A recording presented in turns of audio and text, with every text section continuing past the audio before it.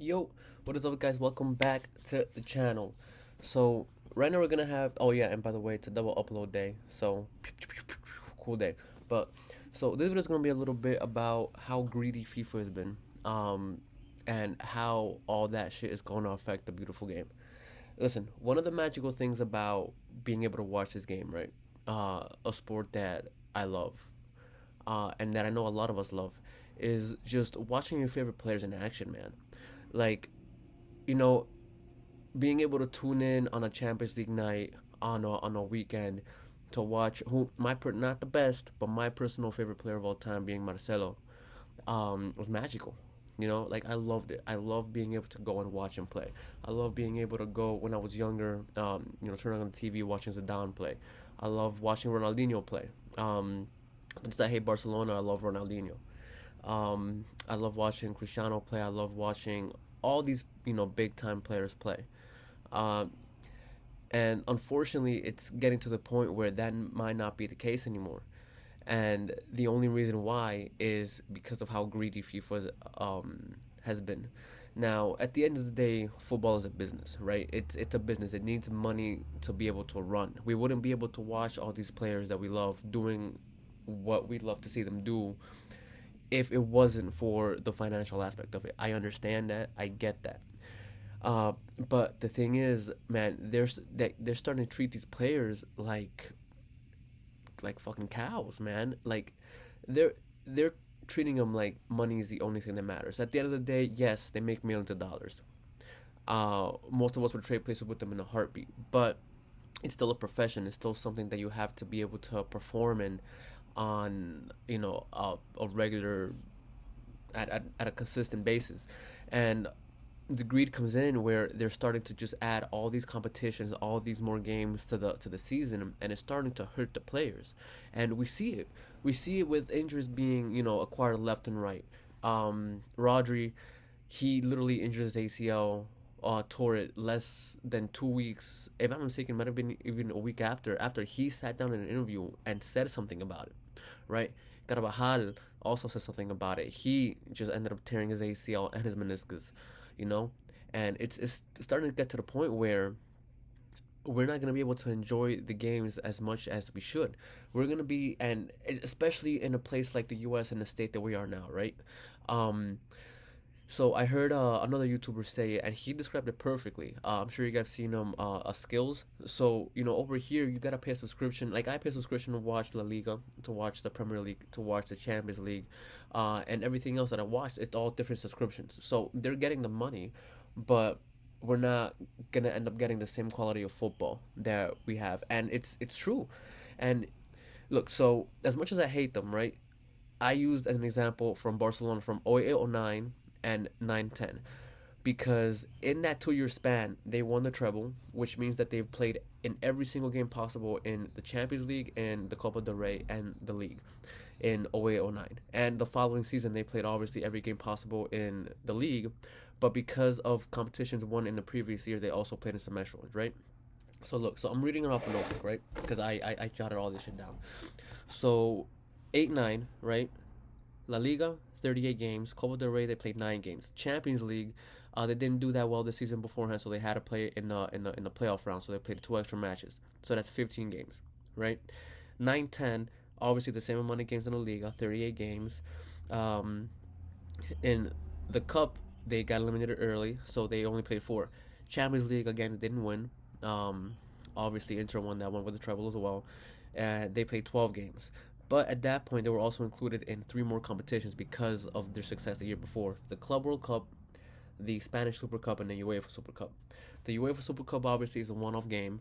Back then, now the Spanish Super Cup is a different format thanks to Piqué's bitch ass. But back then, it was just a two-leg affair, so they played 2 more matches. And the Club World Cup, when you come in, if you don't follow the Club World Cup, it's a competition where the champions from each specific Champions Leagues, go and play.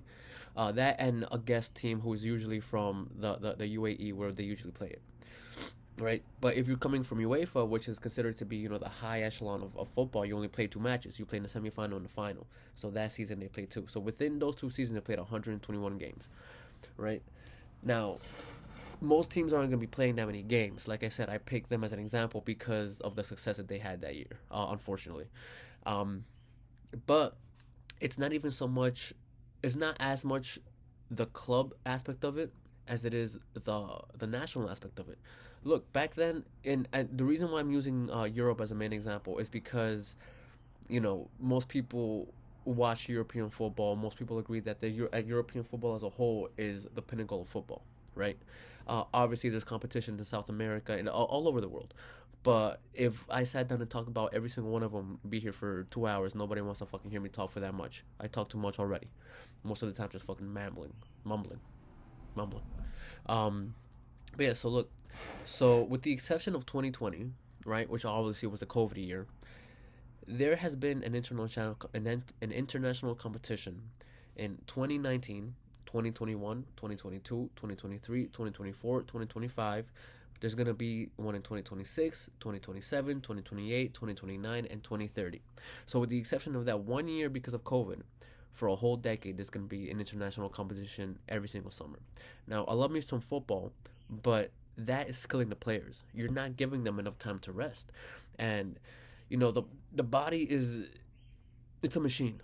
It's a machine. Like every single machine out there, it has to be properly taken care of, right? You need your rest, and it's not because they're, and it's weird to even say this, but I think some people in some respects, especially FIFA's bitch ass, thinks that the players are lazy. No, they're not, bro. Like they're out there, and that's just the games, right? You got to take into consideration that these guys train, they go to practice the majority of the week, right?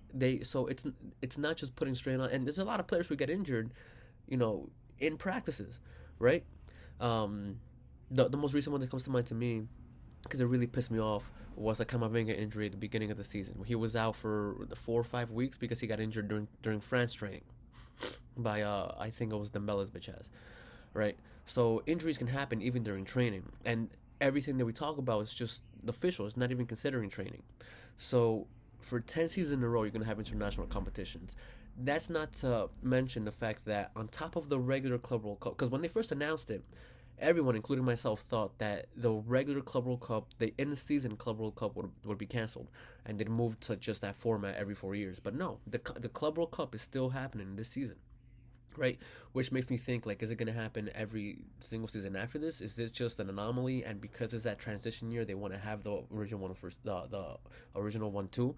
I don't know. Knowing UEFA, they're probably going to have it every single year too. But then what's the point of having that over 20? Well, how many teams? But I'm blanking out on the number of teams. But it's like a full month like a World Cup, literally, for the clubs next year in the US, and that's adding a lot of fucking game time. Dude, like these players need time to rest. They need time to recuperate their bodies in order for them to perform to the best of their abilities. And it'll get to the point because listen, when you're tired, when you're depressed, when you're stressed out from work, do you want to go to work? No, you don't want to go to work. And even if you do go to work, there's a lot of the time if you feel that way, you don't put in 100% into it, right? And it's man, there are people that have families at home, right?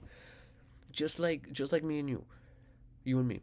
Um, and it's killing him, man. It's killing him because, dude, like it's crazy. Like this kid, and when we make the videos, I was scrolling through it, and there was this kid who honestly, bro, I forgot about him, but he was coming up through the ranks in the Madrid academy.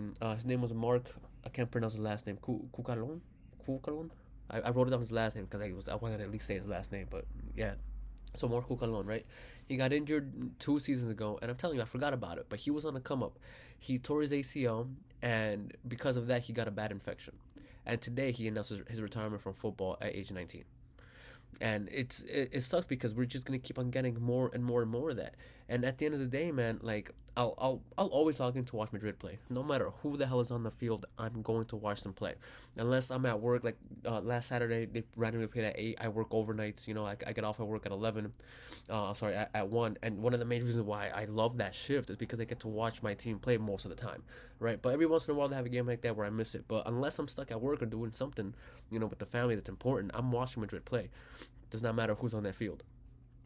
But it's gonna get to the point where the players who you want to see aren't on the field. So a lot of casual fans aren't gonna log in to watch random people play.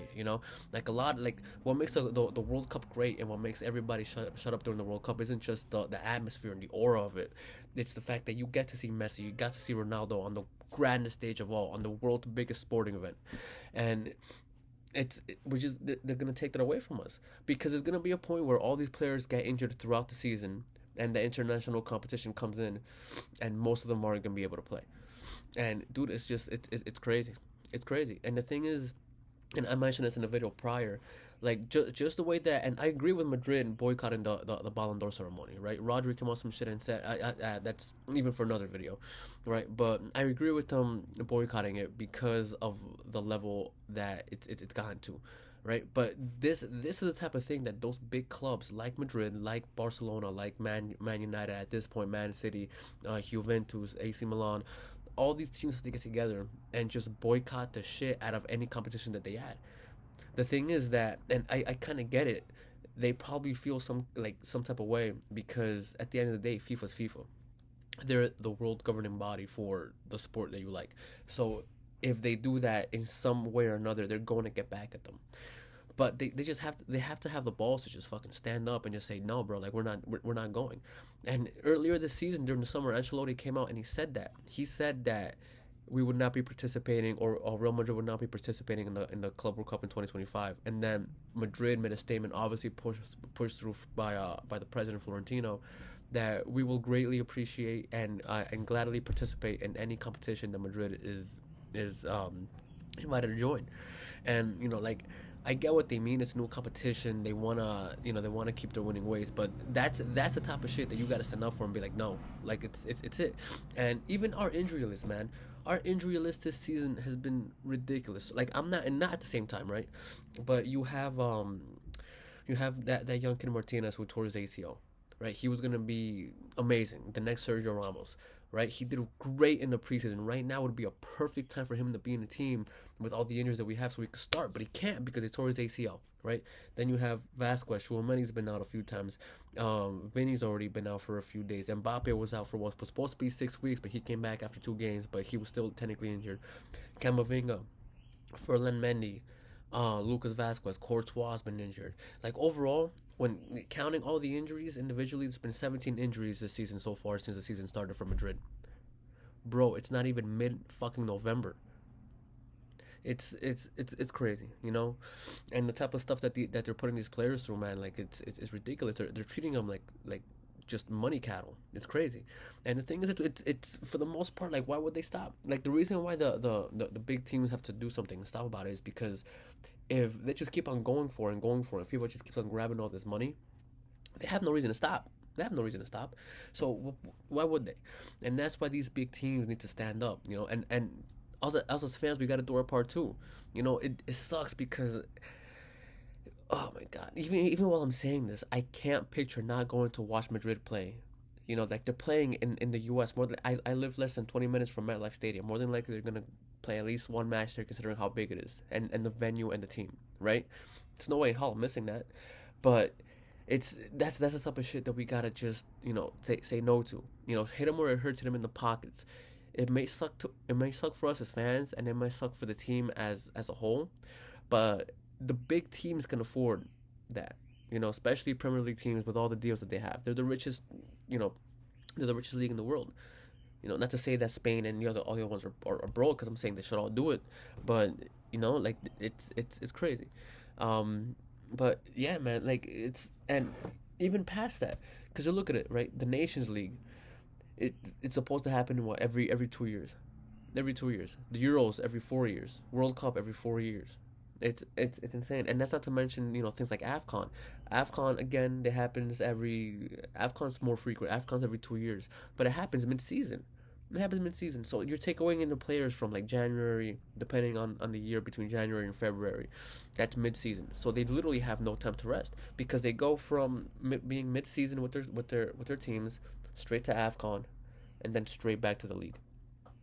And then more than likely another competition during the summer. So when are they going to have time to rest? They have no time to rest, right? And it's not to downplay, because you know a sport like basketball is very, very, very hard to do. You have to be in great shape to play basketball. You just have to, right? But you can't sit there and tell me that a player playing basketball needs to be in the same physical fitness as a player who runs across the field all 90 minutes. And the thing in basketball, you know, you can take players in, take players out. Like with Steph Curry, lately he hasn't been playing. I believe he's been on a minutes restriction for 25, 28 minutes since he come back from his injury too. Soccer, you know, football players can't do that. Soccer players, whatever you call it, they can't do that. They can't just only play 25 minutes if they feel like it.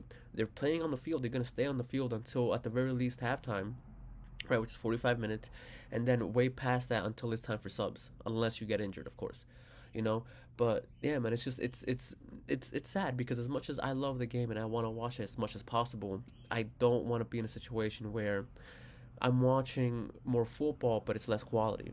You know, like I want to be able to log in and log in to hop on and watch the best players in the world compete at all times. Oh, and not to say Ansu Fati, right? Ansu Fati was the golden boy before Lamine Yamal. I got into arguments with my boy when he was growing when Fati was coming up. I didn't see that he was gonna be a great player. I didn't think he was gonna be as good as he said he was gonna be. I always thought Pedri and Gavi would be more influential to him, but that's not the way, man. That's not the way. Like I didn't want to see him go down like that, bro. Like nobody deserves to be going out like that. He just got injured again for like 4 to 6 weeks. People forget how young he is. I don't even think he's 22 yet. You know, and it's sad. It's a fucked up state to be for the game to be in, and you know, like they just like FIFA just got to realize what they're doing to these players, and unfortunately, it's gonna be a situation where money talks, and they're not gonna do anything about it until it hits them in their pockets. But yeah, guys, I know it's been a long video, but what do you guys think? Do you guys like all the extra matches? Did you guys are you guys on the same boat I am? But yeah, man, just let me know. But till the next one, guys. Later.